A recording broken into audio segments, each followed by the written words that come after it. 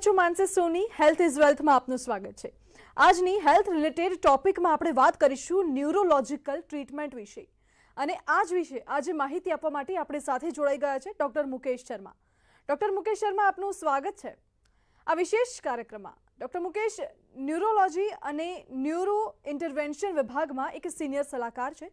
તેઓએ Apollo hospital સાથે ન્યુરોલોજીના ક્ષેત્રમાં 12 વર્ષથી વધુ સમયથી કામ કર્યું છે। આ સાથે જ તેઓ સ્ટ્રોક અને ઇન્ટરવેન્શન ન્યુરોલોજીમાં નિપુણતા પણ ધરાવે છે। ડોક્ટર મુકેશ શર્માએ 2000થી પણ વધુ ઇન્ટરવેન્શનલ ન્યુરોલોજીકલ ટ્રીટમેન્ટ કરેલી છે। ડોક્ટર મુકેશ, સૌથી પહેલા આપણા જે દર્શકો છે તેમને એ બતાવશો કે સ્ટ્રોક શું છે, સ્ટ્રોકના હુમલાને કેવી રીતે આપણે ઓળખી શકીએ? नमस्ते जी। आज हम स्ट्रोक की बात करेंगे, मतलब लकवा, जो एक ब्रेन की बीमारी है। स्ट्रोक से पहले डिस्कस करने से पहले मैं आपको ये बताना चाहूँगा कि हमारे ब्रेन में डिफरेंट एरियाज होते हैं जो डिफरेंट फंक्शंस करते हैं। जैसे मेरे हाथ पैर को हिलाने के लिए एक एरिया है, मेरे विजन को एनालिसिस करने के लिए अलग एरिया है, सुनने के लिए अलग एरिया है, बैलेंस के लिए अलग एरिया है। इन सब एरियाज को कंटिन्यूसली काम करने के लिए कंटिन्यूस ब्लड सप्लाई की जरूरत होती है और ये ब्लड सप्लाई हार्ट के द्वारा डिफरेंट धमनियों द्वारा ब्रेन के डिफरेंट पार्ट को सप्लाई होती है। तो लकवे में, स्ट्रोक में किसी ब्रेन के पार्ट में ब्लड सप्लाई के अवरोध होने की वजह से लकवा होता है, स्ट्रोक होता है। और यूजुअली ये 2 वजह से ब्लड सप्लाई में अवरोध होता है। जैसे आउट ऑफ 100 85% टाइम जो ये अवरोध होता है ब्लड सप्लाई का स्ट्रोक में, वो क्लॉट फॉर्मेशन की वजह से होता है, जिससे जो धमनी है उसमें ब्लॉकेज आ जाता है और ब्रेन के उस पार्ट को ब्लड सप्लाई नहीं मिलती है। दूसरा ब्रेन हैमरेज, जो अराउंड 15% केसेस में स्ट्रोक करता है और इसमें ब्लड वेसल्स में रप्चर हो जाती है और ब्लड ब्रेन के पार्ट में आ जाता है। इसको हेमरेजिक स्ट्रोक बोलते हैं। तो स्ट्रोक 2 टाइप के होते हैं, इस्केमिक स्ट्रोक जिसमें धमनी में ब्लॉकेज आ जाता है क्लोट की वजह से, और दूसरा ब्रेन हेमरेज जिससे ब्लड वेसल्स से बाहर आ जाता है ब्रेन के टिश्यू के अंदर। जी, तो दर्शक मित्रों, अपनी स्क्रीन पर અમે આપને એક નંબર બતાવી રહ્યા છે। અગર તમને પણ કોઈ પ્રશ્ન હોય, કોઈ મૂંઝવણ હોય તો તમે ડાયરેક્ટલી ડોક્ટર સાથે અમારા માધ્યમથી કનેક્ટ કરી શકો છો। સ્ક્રીન પર જ અમે આપને આ નંબર બતાવી રહ્યા છે। ડોક્ટર મુકેશ, આગળ વાત કરીએ તો ન્યુરો ઇન્ટરવેન્શન કરીને એક ટર્મ હોય છે ન્યુરોલોજીમાં। ન્યુરો ઇન્ટરવેન્શન શું છે? न्यूरो इंटरवेंशन, जैसे स्ट्रोक आपने बात कर रहे थे, इस तरह की बीमारियों को डील करने की ब्रांच है न्यूरोलॉजी की, जो ब्रेन की ब्लड वेसल से रिलेटेड डिजीजेस के साथ डील करती है, जिसमें मुख्यतः स्ट्रोक के पेशेंट्स होते हैं। इसके अलावा बोथ हेमरेजिक स्ट्रोक और इस्केमिक स्ट्रोक, इसमें ब्लड वेसल से ब्लॉकेज को खोलना, स्टेंट लगाना ब्रेन के अंदर। दूसरा, कई बार ब्रेन हेमरेज होता है, वो ब्रेन एन्यूरिज्म के वजह से होता है, जिसको सबरेक्नोइड हेमरेज बोलते हैं। तो इन एन्यूरिज्म में हम वायर्स फिलअप करते हैं इंटरवेंशन के द्वारा। तो ये ऐसी पद्धति है जिसमें बिना स्कल खोले, बिना खोपड़ी को हटाए, बिना ब्रेन को ओपन किए ब्रेन की ब्लड वेसल्स के साथ में डील करते हैं। जैसे कार्डियोलॉजिस्ट ब्रेन हार्ट में स्टेंट या छल्ला लगाते हैं, उसी तरीके से इंटरवेंशन, न्यूरो इंटरवेंशन के जो डॉक्टर्स होते हैं वो पैर की धमनी से या हाथ की धमनी से ब्रेन की धमनी में पहुंचकर उससे रिलेटेड डिजीज का ट्रीटमेंट करते हैं। तो इसमें ओपन सर्जरी करने की जरूरत नहीं है। एक छोटे से पिन होल से हाथ में और पैर में हम डिफरेंट वायर और बहुत पतले पतले पाइप के थ्रू ब्रेन की धमनी में पहुंचते हैं और उसका इलाज करते हैं। इस ब्रांच को न्यूरो इंटरवेंशन बोलते हैं। जैसे हार्ट की एंजियोग्राफी होती है, सेम उसी तरीके से ब्रेन की एंजियोग्राफी होती है, जिसको सेरेब्रल एंजियोग्राफी और डीए से बोला जाता है। तो किसी भी ब्रेन की वेसल्स या धमनी से रिलेटेड और वेन से रिलेटेड जो बीमारियां हैं उसको डील करने के लिए न्यूरो इंटरवेंशन की जो ब्रांच है वो मोस्टली काम आती है। જી, તો અમારી સાથે અત્યારે એક દર્શક જોડાઈ ગયા છે વલસાડથી. જે તમારો પ્રશ્ન તમે સૌથી પહેલા કહેશો. મારો પ્રશ્ન એ છે કે મને ટ્રાયજેમિનલ ન્યુરોલજીયા છે, તો એને આ બ્રેઇન સ્ટ્રોકની સાથે કંઈક સંબંધ ખરો? नहीं, ट्राइजेमिनल न्यूरल्जिया एक नर्व है, ट्राइजेमिनल नर्व जो लोई की एक ब्लड वेसल्स उस नर्व के साथ में जुड़ गई है, जिसकी वजह से आपको करंट जैसा फेस में पेन होता है। इसमें पहले मेडिकल ट्रीटमेंट होता है। यदि मेडिकल ट्रीटमेंट से कंट्रोल नहीं हो तो ओपन सर्जरी के द्वारा इस ब्लड वेसल्स को उस नर्व से अलग किया जाता है। જી, તો અન્ય એક દર્શક મિત્ર અમારી સાથે કચ્છથી જોડાઈ ગયા છે અલકાબેન. અલકાબેન, તમારો પ્રશ્ન શું છે? હા બેન, મારો પ્રશ્ન એવો છે કે મારા હસબન્ડને છે ને ડાબા પગમાં 2 વેન બ્લોક છે. એક જે ધમની છે ને, એક બીજી જે શુદ્ધ લોહી ફરતું હોય તે. જી, ઇન આઉટ 2 બંધ છે. તો 1.5 મહિનાથી તો દવા ચાલુ છે એની, પણ હવે એનો ઈલાજ શું? એમ ગાંઠ ઓગળી શકે ખરી? પગની ધમની બ્લોકેજ છે કે મગજની ધમનીમાં બ્લોકેજ છે? હવે એ તો સર મને બહુ આઈડિયા નથી, પણ પગના ડાબા પગમાં એવું પણ છે કે ધમનીની એક નસ બ્લોક છે, એક જે શુદ્ધ લોહી ફરતું હોય ને બોડીમાં એ નસ બ્લોક છે. તકલીફ શું છે? પેરાલાઇસિસ લકવો જો લાગે છે? એટલે છે ને એનું બોડી છે ને આખું કંપન કરે છે. પેરાલાઇસિસ તો નથી, 2 વાર એવું થઈ ગયું હતું પેરાલિસિસ જેવું, પણ વળી ટેબ્લેટ ને એવું બધું ટ્રીટમેન્ટ તાત્કાલિક મળી જાય એટલે બરોબર થઈ ગયું હતું. તે પછી આવું થઈ ગયું છે 6 મહિના પછી. તો તમારે કોઈ સીટી સ્કેન મગજની એમઆરઆઈ કરાવી છે અત્યારે સુધી? હા કરાવ્યું ને, હમણાં જ કરાવ્યું સાહેબ, લગભગ 1 મહિનો થયો. તમે કાયમ जो लोही पतला की दवाई है वो कायम शरू રાખો, બરાબર? હા હા ઠીક છે, ઓકે. જી, ડૉક્ટર મુકેશ, આપે અગાઉ વાત કરી, આપણે જે વાત કરી રહ્યા હતા કે તમે મગજમાં ઓપરેશન કર્યા વગર તેમની સારવાર કરો છો, તો તમે ન્યુરો ઇન્ટરવેન્શન સાથે સ્ટ્રોકની સારવાર કેવી રીતે કરશો? जैसे हमने बात किया कि स्ट्रोक जो है लकवा मोस्टली ब्रेन की ब्लड वेसल्स में ब्लॉकेज की वजह से होता है। ये ब्लॉकेज लोई के कतरा क्लोट की वजह से होता है, और ये क्लोट का जो फॉर्मेशन होता है वो ब्रेन की ब्लड वेसल्स के अंदर भी हो सकता है, और जो लोई का कतरा जो क्लोट है वो बॉडी में कहीं और से भी आ सकता है। जैसे हार्ट में जैसे कुछ बीमारियां होती है जिसको एट्रियल फिब्रिलेशन बोलते हैं, तो क्लोट इसमें हार्ट में बनता है, लेकिन ब्लड फ्लो के साथ में वो ब्रेन की छोटी ब्लड वेसल्स के अंदर जाकर उसको ब्लॉक कर देता है। तो ये जो क्लोट बनता है और जिससे ब्लड वेसल्स ब्लॉक हुई है, इसकी वजह से स्ट्रोक होता है। यदि जैसे ही ब्लड वेसल ब्लॉक होती है उस पार्ट को ब्रेन सप्लाई बंद हो जाती है, तो इमीडिएटली 2 तरह की सेल्स वहां पर रह जाती है।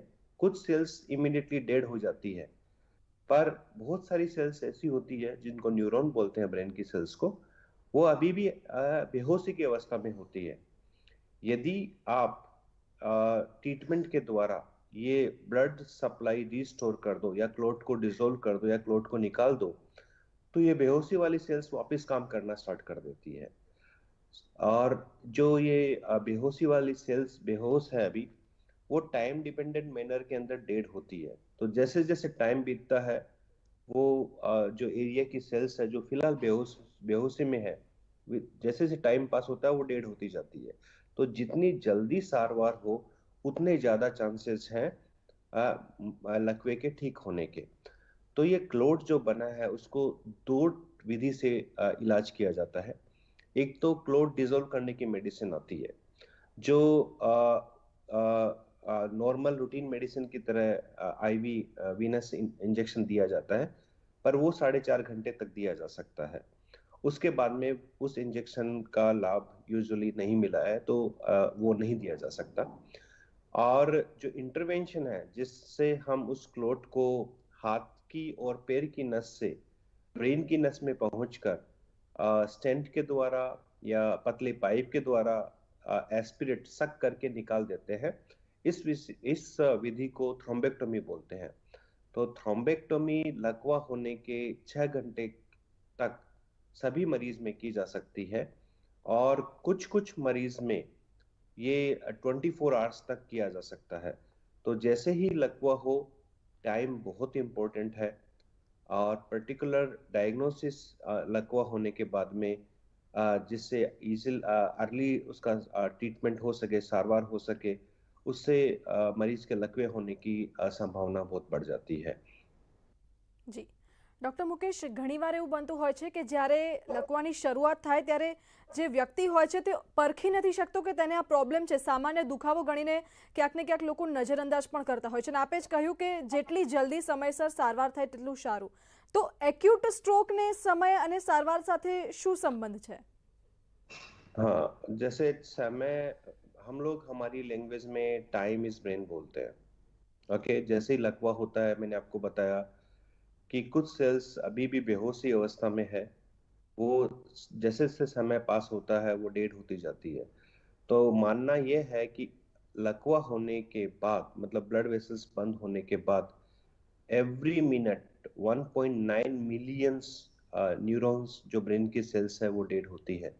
तो जैसे जैसे टाइम पास होता है और नंबर ऑफ न्यूरॉन्स डेड होते जाते हैं, तो जितने न्यूरॉन्स हम बचाएंगे उतने ज्यादा चांसेस हैं रिकवरी के। सो टाइम इज ब्रेन। इसीलिए जो क्लोट डिसॉल्व होने की मेडिसिन है जो 4.5 घंटे तक दी जा सकती है, इसका मतलब ये नहीं है कि हमें 4.5 घंटे पर देना है। हमने ये देखा है, सपोज ये क्लोट डिसॉल्व होने की मेडिसिन 90 मिनट में मिल जाए तो हर तीसरा मरीज लकवे से कंप्लीटली ठीक हो सकता है।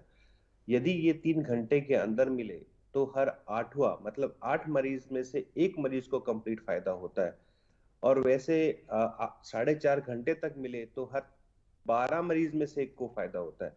तो जितना जल्दी इस ट्रीटमेंट को लो, जो थ्रोम्बोलाइसिस है, क्लोट डिसॉल्व होने की मेडिसिन है, उतना ज्यादा चांसेस है आपके रिकवरी का।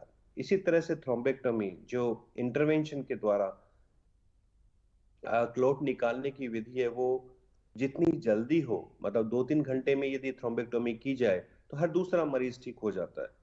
और वैसे ही ये मान लो 6 घंटे पे किया जाए तो हर चौथा मरीज लकवे से ठीक हो सकता है। तो टाइम बहुत इंपॉर्टेंट है। इसलिए जो क्लोट डिसॉल्व होने की विधि है जिसको थ्रोम्बोलाइसिस बोलते हैं वो 4.5 घंटे तक की जा सकती है। और थ्रोम्बेक्टोमी है जो क्लोट रिमूवल करने का जो ट्रीटमेंट है वो 24 आवर्स तक होता है। उसके बाद में ये माना गया है कि ब्लड वेसल्स खोलने पे मरीज को ज्यादा फायदा नहीं होता है। तो टाइम इज इम्पोर्टेंट है। Time is brain. React immediately after a stroke. Recognition stroke जानना डिफिकल्ट नहीं है। ओके, हमने एक शब्द इंग्लिश में है फास्ट। यदि किसी मरीज को सडनली फेस पे पैरालिसिस हुआ है, मुंह टेढ़ा हुआ है, ए फॉर आर्म, यदि आपके हाथ में अचानक वीकनेस आई है, एस मतलब स्पीच, यदि अचानक आपको बोलने में तकलीफ हुई है, इसका मतलब आपको पैरालिसिस हुआ है। टी स्टैंड फॉर टाइम, आप टाइमली ऐसे हॉस्पिटल में पहुंचे जो कि स्ट्रोक रेडी हॉस्पिटल हो। स्ट्रोक रेडी हॉस्पिटल का मतलब ये होता है जहां पर 24 आवर्स इमरजेंसी सर्विसेज अवेलेबल हो। स्ट्रोक को डायग्नोसिस के लिए सीटी स्कैन और एमआरआई की आवश्यकता है जो इन हाउस अवेलेबल हो, जिससे इमीडिएटली उसका निदान किया जा सके, डायग्नोसिस किया जा सके।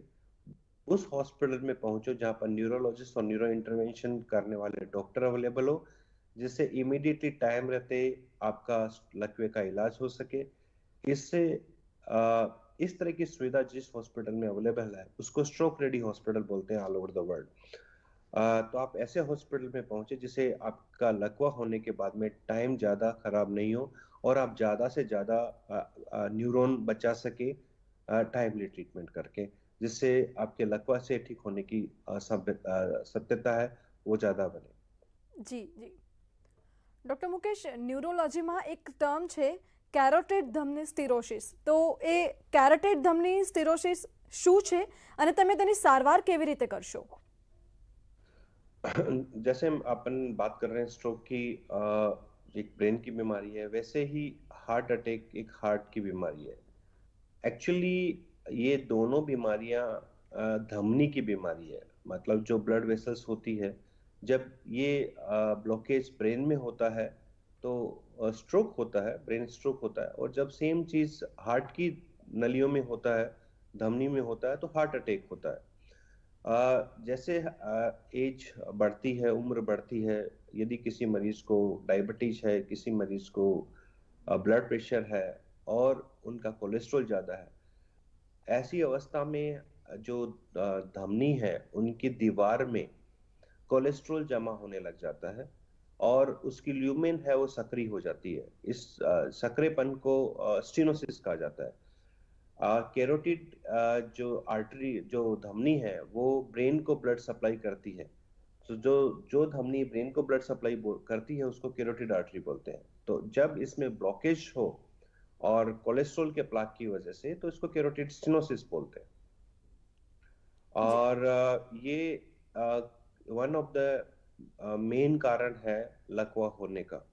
तो यदि किसी मरीज को मोर देन 60-70% ब्लॉकेज हो ब्रेन की धमनी के अंदर, तो इसका इलाज दो तरीके से किया जाता है। एक तो इसको ओपन सर्जरी करके, ये धमनी हमारी नेक से होते हुए ब्रेन में जाती है और यूजली यहाँ पर इस धमनी में ब्लॉकेज होता है जिसको कैरोटिड स्टेनोसिस बोलते हैं। तो ओपन सर्जरी करके उस प्लाक को जिसकी वजह से ब्लॉकेज है उसको निकाला जाता है, जिसको कैरोटिड एंडोक्टेक्टमी बोलते हैं। दूसरा, हम लोग जो न्यूरो इंटरवेंशन वाले हैं वो हाथ और पैर की नली से उससे बलून से उसको चौड़ा कर देते हैं और उसके बाद में वहां पर स्टेंट लगा देते हैं, छल्ला लगा देते हैं। जी इसको कैरोटिड स्टेंटिंग बोलते हैं। જી ડૉક્ટર મુકેશ, આપણી સાથે એક દર્શક મિત્ર જોડાઈ ગયા છે અમરેલીથી. જી, તમે તમારો પ્રશ્ન પૂછશો સૌથી પહેલા. મારો પ્રશ્ન છે, મને વહેલા 4 વાગ્યે માથું દુખે છે. નીંદર ઉડે ને તો વહેલા 4 વાગ્યે માથું દુખતું હોય છે. મારો પ્રશ્ન છે, મને વહેલા 4 વાગ્યે નીંદર ઉડે ને એટલે મારું માથું બહુ જ દુખતું હોય છે. જી પછી હું જયારે સવારમાં ઉઠી જાઉં છું ને તો ધીમે ધીમે ધીમે પછી મને મટી જાય છે. જી ओके, તમારા को सीटी स्कैन और एमआरआई कराया है अभी तक कभी या नहीं? કાંઈ કોઈ જાતનું તપાસ કરાવી જ નથી. तो आप यदि अर्ली मॉर्निंग हेडेक होता है तो आप अपना सीटी स्कैन मगज का या एमआरआई आप अपने नियर फिजिशियन को दिखा के कराएं। यदि वो नॉर्मल है तो फिर ये आपको लेक ऑफ स्लीप की वजह से हो सकता है, पर मोस्टली इसमें मरीज को ब्रेन में कुछ होने की संभावना है। तो इससे पहले अपन इसके कारण के बारे में बात करें उससे पहले आपका सीटी स्कैन होना जरूरी है या एमआरआई होना जरूरी है। જી, તો અમારી સાથે વધુ એક દર્શક મિત્ર જોડાઈ ગયા છે સોમનાથથી જયંતભાઈ. જયંતભાઈ, શું પ્રશ્ન છે આપનો? મને લગભગ 40 વર્ષથી આ માઇગ્રેન છે. જી 40 माइग्रेन बहुत कॉमन हेडेक है। पूरी दुनिया में जो मोस्ट कॉमन कोज है हेडेक का वो माइग्रेन है। Around 30% of female they have headache, that is migraine. Actually migraine में आपको स्पेसिफिक लाइफस्टाइल से जीना जरूरी है, जिसमें टाइमली खाना खाना, धूप गर्मी में नहीं फिरना, रात को 8 कलाक सोना, ये डिसिप्लिन लाइफ जीते हैं उनको माइग्रेन के अटैक कम होते हैं। यदि आपको 3 से 4 से ज्यादा अटैक पर मंथ होते हैं तो आपको रेगुलर मेडिसिन की आवश्यकता है। तो आप अपने डॉक्टर से कंसल्ट करें। इसके लिए बहुत सारी मेडिसिन अवेलेबल है, आपको कुछ महीनों तक लेना पड़ेगा। જી ડૉક્ટર મુકેશ, આપે અગાઉ ન્યુરો ઇન્ટરવેન્શનની સારવારની વાત કરી, તો શું આપણે બ્રેન હેમરેજની સારવાર ન્યુરો ઇન્ટરવેન્શનથી કરી શકીએ? यस, जैसे अपन ने बात किया कि ब्लड क्लोट ब्रेन की वेसल से निकालने को थ्रोम्बेक्टोमी बोलते हैं, वैसे ही ब्रेन हैमरेज जो usually actually high blood pressure की वजह से होता है अराउंड 60% टाइम, पर 35 to 30% वो ब्रेन की नलियों के अंदर फुगा, जिसको हमारी लैंग्वेज में मेडिकल लैंग्वेज में एन्यूरिज्म बोलते हैं, गुजराती में परकोटा बोलते हैं, और वो एक्चुअली ब्लड वेसल्स की दीवार में बलूनिंग की हो जाती है, जिसको एन्यूरिज्म बोलते हैं। और ये समय के साथ में एन्यूरिज्म की साइज, ये फुगे की साइज बढ़ती जाती है, और एक टाइम ऐसा आता है कि वो फट जाता है, जिससे ब्रेन हेमरेज होता है। तो न्यूरो इंटरवेंशन के द्वारा हम लोग बिना ब्रेन ओपन किए पैर की नली से बहुत पतले पाइप के थ्रू उस परकोटे के डोम में पहुंचते हैं, और उस जो फुगा है, जो परकोटा है, उसको पतले पतले प्लेटिनम के वायर्स, जिनको कोयल कहते हैं, उनसे भर देते हैं। तो इस सारवार को, इस ट्रीटमेंट को एन्यूरिज्म कोयलिंग बोलते हैं। सो ब्रेन हेमरेज केसेस जिसमें एन्यूरिज्म की वजह से ब्रेन हेमरेज हुआ है, उसको कोयलिंग के द्वारा ट्रीट किया जाता है। कुछ मरीज में करीब 4-5% केसेस में ब्रेन हेमरेज एवी मालफॉर्मेशन, मतलब जो ब्रेन वेसल्स हमारे ब्रेन में होती है, कुछ लोगों में वो गंदी मतलब पुरानी नलियों का गुच्छा होता है, जिसको एवीएम बोलते हैं, उसके फटने की वजह से भी होता है। उसका भी ट्रीटमेंट बिना सर्जरी के, बिना ऑपरेशन के ब्रेन के, उसको एम्बोलाइज किया जाता है, मटेरियल से उसको फिलअप किया जाता है, जो कि एक छोटे से छेद पॉइंट से हाथ और पैर में उसे किया जा सकता है। ડોક્ટર મુકેશ, જેમ કે આપે જણાવ્યું કે એન્યુરિઝમના કારણે બ્રેન હેમરેજનો રિસ્ક વધી જાય છે, તો મગજની નળીઓમાં એન્યુરિઝમ વિકસિત કેવી રીતે થાય છે? સૌથી પહેલા कुछ लोगों में इसका जेनेटिक प्रीडिस्पोजिशन होता है, मतलब ये यूजुअली फैमिलीज में रन करता है, और जिन लोगों की फैमिली में एन्यूरिज्म होने की संभावना होती है जेनेटिक डिफेक्ट की वजह से, उनकी ब्लड वेसल्स की दीवार में वीकनेस आ जाती है, और वो विथ एज और ब्लड में प्रेशर की वजह से धीरे धीरे वो बलून का शेप ले लेती है, और जैसे जैसे उम्र बढ़ती है, जैसे जैसे प्रेशर बढ़ता है, वो बलून की साइज बढ़ती जाती है। एक ऐसा टाइम आता है जब वो बलून और अपनी साइज में नहीं बढ़ सकता, तो वो फट जाता है। तो मुख्य कारण जीनेटिक होता है। अनफॉर्चुनेटली इंडिया में मोस्टली पेशेंट है वो ब्रेन एन्यूरिज्म के रप्चर होने के बाद में आता है, पर वेस्टर्न वर्ल्ड, जहाँ डेवलप वर्ल्ड, वहाँ पर मोस्टली एन्यूरिज्म रप्चर होने से, फटने से पहले डायग्नोसिस कर लिया जाता है और उसका इलाज कर दिया जाता है। पर इंडिया में कोस्ट और बहुत सारे मैटर ऐसे हैं जिसकी वजह से मरीज यूजुअली ब्रेन हेमरेज होने के बाद ही हमारे पास में पहुंचता है। જી, તો ડોક્ટર મુકેશ, એન્યુરિઝમ સામાન્ય રીતે આપણે કહ્યું એ રીતે કે જેનેટિક હોય છે ને કાં તો આગળ જઈને રેર કેસીસમાં ડેવલપ થાય છે, તો ઇનિશિયલ સ્ટેજમાં કેવી રીતે ઓળખી શકાય કે બ્રેન એન્યુરિઝમ થયો છે, તેના લક્ષણો શું, અને ખબર પડી જાય તો તેની સારવાર શું હોય છે બાદમાં? सपोज किसी की फैमिली हिस्ट्री है, जिस मतलब किसी की फैमिली में ब्रेन हेमरेज हुआ है और वो उसका कारण है ब्रेन एन्यूरिज्म था, तो उसके फर्स्ट डिग्री रिलेटिव को इन्वेस्टिगेट करना चाहिए एंजियोग्राफी के द्वारा। ये एंजियोग्राफी एमआरआई एंजियोग्राफी हो सकती है, ये एंजियोग्राफी सीटी स्कैन द्वारा सीटी एंजियोग्राफी हो सकती है। यदि उसको एन्यूरिज्म है उसके फर्स्ट डिग्री रिलेटिव को, तो उसका ट्रीटमेंट रप्चर होने से पहले ही किया जा सकता है। कुछ मरीज में एन्यूरिज्म जैसे जैसे साइज में बढ़ता है, उनको हेडेक होने लगते हैं, सरदर्द होने लगते हैं। तो ऐसे मरीज जिनको पहले माइग्रेन की हिस्ट्री नहीं है, लंबे समय से हेडेक की हिस्ट्री नहीं है, अचानक हेडेक होने लग गए हैं, तो हो सकता है कि उनके ब्रेन की वेसल्स के अंदर एन्यूरिज्म डेवलप हो रहा हो।